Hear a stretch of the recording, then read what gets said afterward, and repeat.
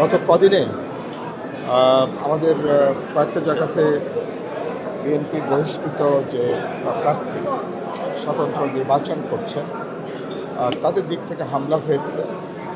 আমাদের ইতিমধ্যে তো 7-8 জন আহত হয়েছে, কজনকে হাসপাতালে নিতে হয়েছে। আমরা হাতিরঝিল থানায় মামলা করেছি এবং আমরা কিন্তু এখনও পর্যন্ত এই হামলাকারীদের কাউকে গ্রেপ্তার করা হয়। নানা জায়গায় তারা হুমকি দিচ্ছে, ভয়ভীতি তারা দেখাচ্ছে। গত পরশুদিনও শেরেবাংলা নগরে আমাদের প্রচারের মাইক তারা ভাঙচুর করেছে এবং নানা জায়গাতে তারা আমাদের ব্যানার তারা ছিঁড়ে ফেলছে। তারা বলতে পারেন চূড়ান্ত একটা এক ধরনের কী বলবো সন্ত্রাসী ভূমিকায় তারা আবির্ভূত হতে যাচ্ছে।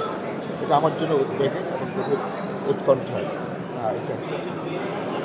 তো আর এটা আমি থানাকে আমরা অবহিত করেছি, ইলেকশন কমিশন অবহিত করেছি। তাদের আমরা এখন কোনো কার্যকর কোনো ভূমিকায় আমি তাদেরকে দেখছি না।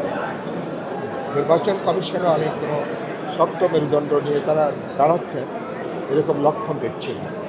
কিন্তু কিছু আশাবাদের জায়গা হচ্ছে এটা যে ভোটারদের নির্বাচনে এত উচ্ছ্বাস, এত উদ্দীপনা, বা আমি প্রার্থী হওয়ার পরে বা আমি কোদাল মার্কার প্রার্থী বা বিএনপির সমর্থক প্রার্থী হিসেবে বিশাল একটা উচ্ছ্বাস, একটা উদ্দীপনা তৈরি হয়েছে। ফলে এগুলো ঘটলেও এগুলো আমার ভোটাররা, জনগণ এগুলোকে বড় কোনো আমলের মধ্যে নিচ্ছে না, কিন্তু উদ্বেগটা আছে, উৎকণ্ঠা আছে। আরেকটা নির্বাচন দিন যত এগিয়ে আসবে, কালো টাকা দিয়ে ভোটকে প্রভাবিত করার একটা তৎপরতা হচ্ছে। এটা আমি নানা জায়গা থেকে খবর পাচ্ছি, সেটারও উদ্বেগের জায়গা আছে। তো এগুলোকে আমরা বলেছি যে অঞ্চলগুলোকে যেসব এলাকায় ছড়ানো হতে পারে এলাকাগুলো পাহারা দেওয়া, এরকম একটা পাহারায় বসানো। আমি পাবলিক মিটিংয়ে বলেছি দরকার হলে ওদেরকে ছাগল বা গরুর দড়ি দিয়ে বেঁধে ওদের টাকার বস্তা সহ ওদেরকে ধরে তারপরে থানায় জমা দেওয়ার জন্য, যারা এগুলো যাবে আর কি, টাকার ব্যাগ বা কারোর বা এই যে এগুলো নিয়ে। তো সামগ্রিকভাবে আর বেশ কিছু কেন্দ্র ঝুঁকিপূর্ণ আছে, কিছু কেন্দ্র জবরদখল হতে পারে আমার আশঙ্কা আছে।